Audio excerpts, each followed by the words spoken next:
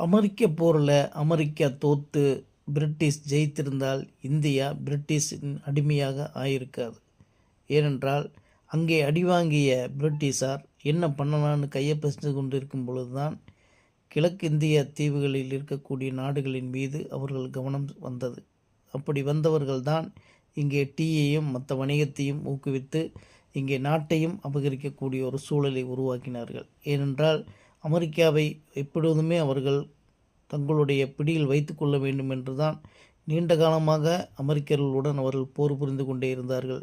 அது நடக்காத காரணத்தினால உடனடியாக தோல்வியடைந்த அவர்கள் நம்ம சாம்ராஜ்யத்துக்கு மிகப்பெரிய இழுக்காகிவிடும் என்று அடிமைப்படுத்தப்பட்டே பழக்கப்பட்ட அந்த பிரிட்டிஷார் இங்கே அடிவாங்கி இந்தியாவை பிடித்து அதற்கு ஒரு மருந்தாக, அதற்கு ஒரு தீர்வாக இதை அவர்கள் வைத்து கொண்டார்கள். அப்படித்தான் 200 ஆண்டுகளுக்கு மேல் இந்தியாவை பிரிட்டிஷார் அடிமைப்படுத்தி வைத்திருந்தார்கள். ஒருவேளை அமெரிக்கா தோற்று பிரிட்டிஷாரின் ஆதிக்கத்திற்கு அமெரிக்கா வந்திருந்தால் இந்தியாவின் பக்கம் பிரிட்டிஷாரினுடைய பார்வை பட்டிருக்காது. இதுதான் உண்மை, இதுதான் வரலாறு.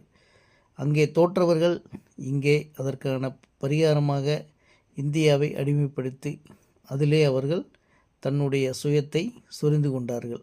அதுதான் பிரிட்டிஷனுடைய வரலாறு.